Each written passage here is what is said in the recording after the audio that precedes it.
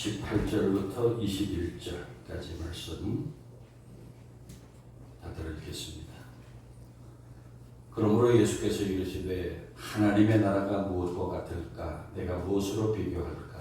마치 사람이 자기 밭에 채소밭에 갖다 심은 겨자씨 하나 같으니 자라나무가 되어 공중의 새들이 그 가지에 기들였느니라. 또 이르시되 내가 하나님의 나라를 무엇으로 비교할까? 마치 여자가 가루 서말 속에 갖다 넣어 전부 부풀게 한 누루가 같으니라 하셨더라. 아멘. 하나님의 말씀입니다. 어떤 것에 관심이 많으십니까? 요즘에 우리가 관심을 갖는 문제들이 참으로 많습니다. 학생들은 공부하고 좋은 대학에 가서 좋은 직업을 갖는 것이 큰 관심사입니다. 또 청년들은 마음에 드는 이성을 만나서 연애하고 결혼해서 행복한 가정을 이루는 것이 관심사일 것입니다. 그리고 요즘에 대한민국을 좋은 나라 만들겠다고 난리치는 사람들이 많이 있습니다. 별별 희한한 주장과 소리를 하는 사람들이 전부 다 대한민국을 좋은 나라 만들어 보겠다고 목소리를 높입니다. 또 여러분이 경제에 대해서 관심이 많습니다. 돈을 많이 벌어서 잘 사는데 관심이 있습니다. 또 많은 사람들에게 건강 문제가 관심사입니다. 나이가 많아지면서 몸과 마음이 늙고 건강이 좋지 않기 때문입니다. 또 고상하게 문학이나 음악이나 미술 같은 우리 예술에 관심이 있는 사람도 있습니다. 그리고 우리들 그리스도인들은 좋은 교회, 은혜로운 교회를 선택하고 그런 교회에 몸담고 신앙생활하는 것이 중요한 문제입니다. 그래서 교회 생활이 만족스럽고 행복하다면 얼마나 좋을까요? 오늘날 그렇지 못한 교인도 많고 반대로 자신의 신앙생활에 만족하고 감사하는 교인도 많습니다. 그런데 우리와 관심을 가지고 노력하는 모든 일들은 이 세상 사는 동안만 그렇고 우리의 목숨이 끝나면 다 끝입니다. 화려한 연극은 막을 내립니다. 불이 꺼집니다. 여러분, 죽으면 다 소용없는 일들이 되고 맙니다. 그렇기 때문에 좀 멀리 내다보는 사람들은 그 죽음, 그 다음의 세계를 바라봅니다. 이 세상 그 다음의 세계에 관심을 갖습니다. 이 세상의 시간은 길지 않고 끝나는 순간이 곧 오기 때문입니다. 여러분, 벌써 우리들과 같이 이렇게 앉아서 예배드리던 많은 교우들이 이 세상의 삶을 마치고 그 너머의 세계로 건너가셨어요. 저는 믿습니다. 우리가 살고 있는 이 세상이 전부가 아니라 이 세상 너머에 또 다른 세계가 있다고 믿습니다. 그러므로 우리는 이 세상에서 나름대로 열심히 살아야지만은 눈은 멀리 저 너머에 있는 나라를 바라봐야 합니다.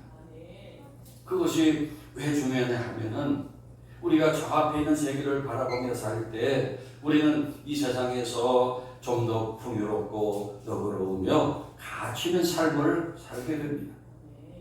그래서 우리가 몸담고 신앙생활하는 기독교는 항상 그 나라를 바라보게 합니다. 그래야 우리가 이 세상에서 길을 잃지 않고 그 나라를 향해서 갈 수 있기 때문입니다.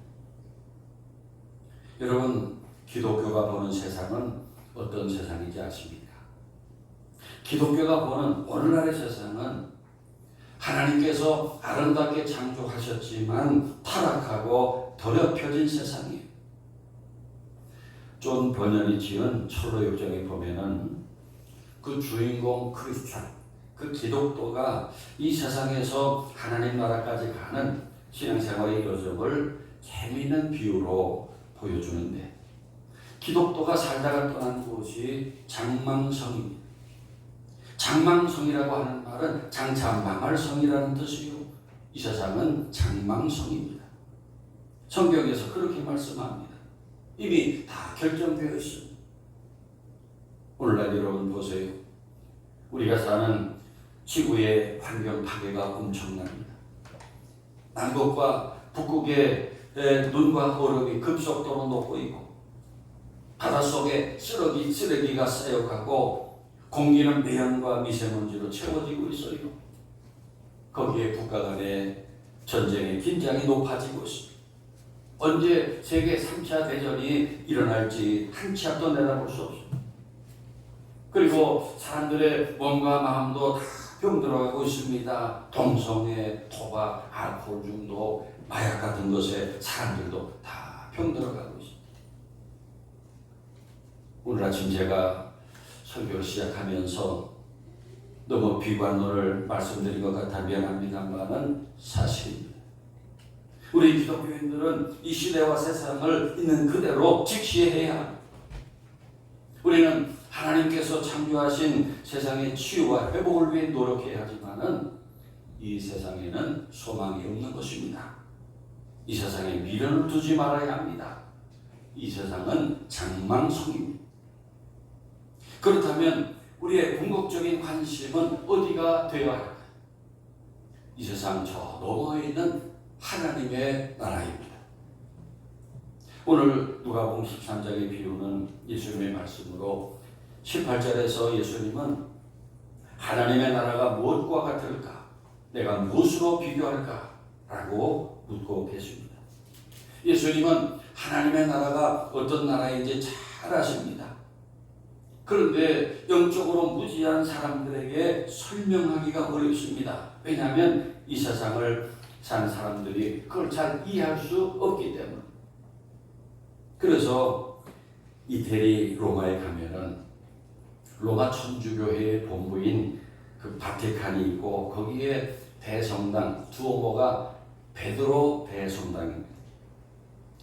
로마 천주교는 초대 교황으로 베드로를 추앙하고 그 본부 성당을 성 베드로 성당이다 이름을 붙였는데, 그 성당의 강대상 아래에 베드로의 묘가 있어요. 베드로의 유골이 있어요. 그리고 그 건물의 규모가 어마어마합니다. 천정이 까마득합니다. 그런데 가톨릭이 그 성당을 통해서 보여주고자 하는 것이 뭐냐 하면 천국이에요. 그 건물의 웅장함, 그 크기, 그리고 그 천정에 천국이 그려져 있어요. 천사들이 날아다니고, 그리고 꽃과 아름다운 그 열매들이 무성하고 천국의 광경이 그려져 있어요. 그 옛날 사람들에게 천국을 설명하는 것이 어려울 때 교인들에게 천국을 보여줬어요. 천국이 이와 같다. 우리 성당과 같다. 저 천정에 그려진 그림과 같다. 보여줬어요. 그러나 하나님의 나라가 그렇게 크고 웅장하고 화려할까요? 우리 요한계시록에 보면은 그럴 것도 같습니다. 그러나 그 나라는 예수님이 가장 잘 아십니다. 예수님이 그 나라에서 오셨기 때문에. 그래서 예수님의 비유들은 우리 대부분이 하나님의 나라, 천국에 대한 비유인데, 하나님 나라의 신비, 하나님 나라의 아름다움을 아주 쉬운 이야기로 설명해 주셨습니다. 그러한 천국에 대한 비유가 많습니다만은 오늘은 누가복음 13장의 두 가지 비유, 겨자씨와 누룩의 비유를 가지고 은혜를 나누려고 합니다. 오늘 19절에 하나님의 나라는 마치 사람이 자기 채소밭에 갖다 심은 겨자씨 하나를 갖다 하셨습니다. 여기 겨자라는 거, 머스타드. 이 겨자는 헬라어 시나피는 톡소다라는 뜻의 시노마이에서 유래된 명사입니다. 그런데 이 톡소는 열매와 톡소는 잎을 가진 겨자는 나무가 아니에요. 정확하게 말하면 일년생 채소입니다. 식물입니다. 그리고 겨자씨는 정말 작습니다. 혹 불면은 날아갈 정도로 작습니다. 이렇게 작은 겨자씨는 유대인들이 가장 작은 것을 말할 때 겨자씨와 같다 이렇게 말했고, 가장 가장 작은 치수나 무게를 나타내는데 언급이 되었습니다. 그렇지만은 이 겨자씨가 다 자라면 1m 정도가 되고요. 더 크게 자라면 5m 정도나 그렇게 크게 자란다는 것입니다. 그 겨자씨는 어떤 씨보다 작은 씨. 예수님은 이 겨자씨를 예로 드신 것은 아주 작다 하는 것을 말씀하려고 하셨는데 하나님의 나라에 그런 신비가 있다는 것입니다. 보이지도 않을 만큼 작지만은 놀랍게 큰 나무처럼 크게 되는 것이 하나님의 나라라는 말씀이 있습니까? 그리고 예수님께서 이 겨자씨 비유를 말씀하신 목적에는 이 작은 씨는 이스라엘의 작고 연약함을 상징하는 것이었습니다. 로마의 지배를 받고 있는 식민지, 땅덩어리도 메마르고 매우 작은 나라, 먹을 식량도 부족해서 훅 하고 불면은 금방 날아가 버리는 작은 겨자씨처럼 조그만 외세의 공격에도 견디지 못하는 약한 나라, 그런 나라와 민족이 이스라엘이었습니다. 그런데 사실 이스라엘만 그렇게 작고 연약한 것이 아니에요. 바로 오늘날 우리들의 모습이기도 합니다. 연약한 육신을 갖고 있는 것이 인간이에요. 우리의 몸이 얼마나 약한지 몰라요. 또 우리의 마음이 얼마나 약합니까? 갈대와 같이 작은 바람에도 흔들리는 것이 우리들이에요. 할 수 있는 것보다 할 수 없는 것이 훨씬 많은 것이 우리들의 능력입니다. 겨자씨와 같이 한없이 작고 약한 우리들이. 그러나 하나님은 그런 작은 겨자씨가 큰 나무가 될 수 있다고 말씀하십니다. 작은 겨자씨를 큰 나무로 만들어 주신다는 것입니다. 예수님의 이 비유를 들을 때 갈릴리 호숫가에 살던 그 겨자씨 그 식물만 보았던 사람들은 예수님의 말씀을 상징적으로만 그렇게 들었을지도 몰라요. 그러나 실제로는 겨자 나무가 있다고 합니다. 이 겨자는 나무가 아니라 식물인데 이것이 크게 자라면서 나무처럼 자란다고 합니다. 그래서 중동 지역에 가면은 큰 나무로 자란 겨자 나무를 볼 수 있다고 합니다. 많은 나무들이 숲을 이루고 있는 곳도 있다고 합니다. 비슷한 예로 남미 볼리비아에 가면은 고사리 숲이 돼요. 그 고사리라는 것이 나무가 아니에요. 그런데 그 남미 볼리비아에 가면은 아주 기후가 좋으니까 이 고사리가 크게 자라서 나무가 된 걸 볼 수 있다고 합니다. 마찬가지로 겨자도 나무가 아닌 식물인데도 크게 자라서 나무가 된다는 것입니다. 그래서 큰 나무가 되어서 공중의 새들이 그 가지에 깃들고 쉴 수 있게 되었다는 것입니다. 바로 하나님의 나라가 그와 같다는 말씀이었습니다. 그렇다면 그 작은 겨자씨가 어떻게 그런 큰 나무가 될 수 있을까요? 그 작은 씨 안에 생명이 있기 때문에 그 생명에 놀라운 힘이 있는 것입니다. 그렇기 때문에 뿌려진 씨앗은 혹독한 겨울을 추위를 이겨내고 딱딱하게 굳은 땅을 헤치고 새싹으로 돋아납니다. 그리고 하루가 다르게 자라서 그 어떤 것보다도 빨리 자랍니다. 그리하여 그 어떤 식물이나 채소와 비교할 수 없을 정도의 가지와 잎이 무성한 나무로 성장합니다. 그래서 공중의 새들이 그 가지에 깃들일 정도의 큰 나무가 돼 하나님의 나라가 그와 같다고 하셨습니다. 이어서 예수님은 두 번째 비유를 말씀하십니다. 20절 21절 또 이르시되 내가 하나님의 나라를 무엇으로 비교할까? 마치 여자가 가루 서말 속에 갖다 놓아 전부 부풀게 한 누룩과 같으니라. 여러분, 누룩이라는 것은 오늘날 효소라고 말하죠.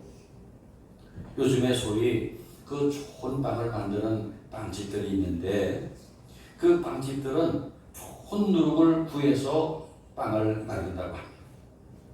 유럽에서 좋은 누룩을 구해오거나 또 좋은 누룩을 직접 만들어서 건강한 빵을 만든다고 합니다. 그래서 빵을 만드는 장인이 가장 중요하게 여기는 것이 누룩입니다. 이 누룩은 그 옛날 유대 가정집에서 빵을 만들 때 반드시 사용되었습니다. 예수님 당시에 그 가정에서 빵을 만드는 것은 오늘날 우리들이 집에서 밥벌 짓는 것과 똑같은 일이었어요. 여인들이 큰 그릇에다가 밀가루를 담고 그 위에 물을 부은 후에 적절한 양의 누룩과 소금을 넣고 그것들이 골고루 섞이도록 반죽을 해요. 그리고 반죽을 하면 그 반죽이 부풀어 오를 때까지 기다립니다. 그때 반죽을 부풀게 만들고 맛있는 빵이 되게 하는 것이 누룩이었습니다.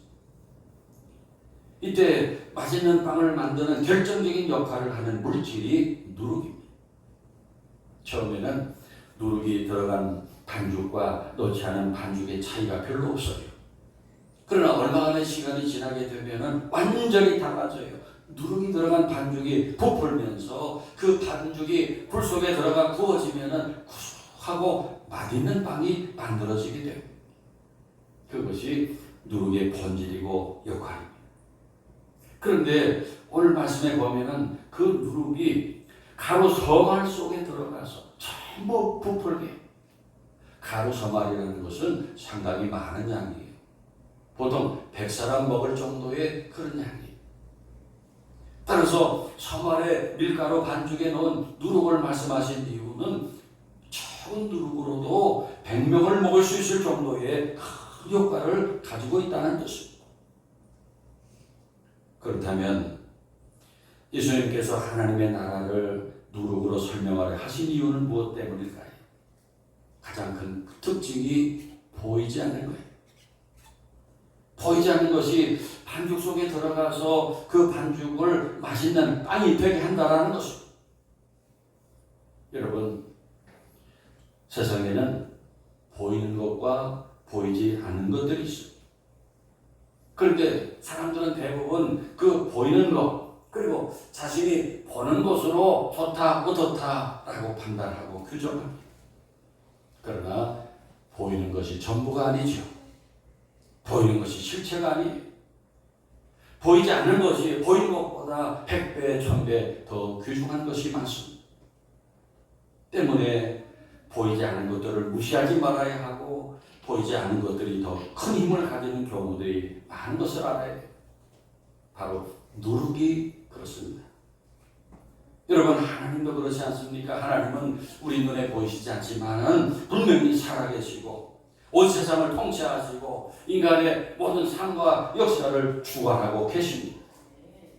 우리 복음의 역사와 교회 성장도 마찬가지입니다. 그리고 하나님의 나라가 그렇습니다. 하나님의 나라는 우리 눈에 보이지 않습니다. 그러나 밀가루 반죽에 넣은 누룩처럼 당장은 드러나지 않지만 그 안에 놀라운 영향력이 나타납니다. 누룩이 들어간 반죽이 크게 부풀고 향기로운 빵이 되듯이 하나님의 나라 역시 보이지 않던 것이 보이는 것으로 드러나, 작은 것이 큰 것으로 드러나, 하찮은 것이 위대한 것으로 드러나, 없어진 것이 다시 살아나서 나타납니다. 아주 아름다운 것으로 변화합니다. 이것이 하나님 나라의 비밀이고 신비입니다. 교회 여러분, 미국의 역사를 보면은 재미있는 내용이 있어요. 미국 사람들이 자기들의 조상을 퓨리탄이라고 합니다. 청교도입니다. 경건한 기독교인입니다. 그런데 그 청교도들의 조상은 누구냐? 놀랍게도 해적의 대명사인 바이킹족이에요. 그 바이킹들이 험한 바다를 헤치고 다니면서 다른 나라를 정복하고 약탈도 하는 족속으로 아주 미개하고 무식한 사람들 같지만 전혀 아니에요. 아주 똑똑하고 머리가 좋은 뛰어난 족속이었답니다. 그 사람들이 그 만든 배 같은 거 보세요. 굉장한 그런 작품들이. 이 우수한 바이킹들이 어떻게 자기들의 후손을 훌륭하게 이어갈 것인가 고민하다가 그 주위의 여인들을 보니까 방탕하고 깨끗하지 않아서 깨끗하고 지혜로운 여인들을 찾았는데 기독교인 여인들이 깨끗하고 고상한 것을 알게 됐습니다. 그래서 이 나라 저 나라 다니면서 기독교인 여인들을 붙잡아다가 강제로 결혼을 하고 아비를 낳고 그렇게 했고요. 그래서 이제 그 다음에 이제 바다에 나가서 이제 해적 일을 하고 하는 것은 남자들이 하고 집안에서 자녀를 키우는 것은 여인들이 합니다. 어머니들이 해요. 예수 믿는 경건한 여인들이 자녀를 양육합니다. 그 어머니들이 자녀들에게 하나님에 계신 것과 그리고 성경의 이야기를 들려주고 기도하는 것도 가르치며 기독교인으로서 그들을 키운 거예요. 그래서 그 해적 바이킹의 후손들이 후에 청교도들이 되고 그 청교도들이 대서양을 건너가 미국을 건설했다는 것입니다. 바로 바이킹들에게 붙잡혀간 기독교인 여인들이 누룩이 되어서 조용히 그 해적들을 청교도로 만들어 버렸다고 하는 것입니다. 할렐루야. 결론으로 오늘 아침 이 겨자씨와 누룩의 비유가 우리들에게 큰 위로와 소망이 되는 이유는 하나님께서 우리들을 복의 통로로 만드시겠다는 약속 때문입니다. 예수님은 이 비유를 통해서 큰 겨자씨가 자라서 큰 나무가 되었습니다. 공중의 새들이 그곳에 깃을 들이게 된다라고 말씀하십니다. 예수님은 오늘의 비유를 통해서 우리에게 큰 나무가 되어서 새들을 쉬게 해주는 복의 통로가 되라는 비전을 주십니다. 겨자씨와 같은 작은 너는 다시 큰 나무가 되어서 모든 공중의 새들이 너에게 날아들어 쉬게 될 날이 올 것이다. 너는 그들에게 복의 통로가 되어라 하고 부탁하십니다. 그리고 누룩의 비유는 보이지 않는 적은 양의 누룩이 가루 생활 속에 들어가서 그 반죽을 전부 부풀게 하고 맛있는 빵이 되게 하듯이 우리들이 가정에서 학교에서 직장에서 세상 속에 들어가서 그것을 아름답게 변화시키고 살만나게 만드는 누룩 같은 존재가 되라고 부탁하십니다.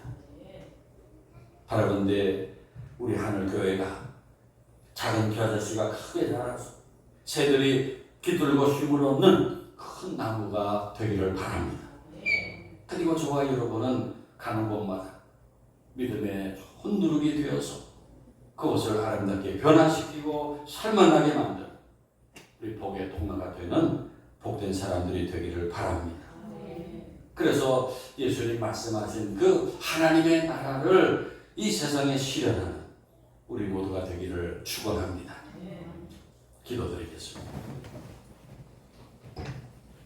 하늘과 땅을 다스리시는 만왕의 왕 하나님 아버지, 오늘 저희들에게 겨자씨와 누룩의 비유로 하나님의 나라가 어떤 나라인지 가르쳐 주신 것을 감사드립니다.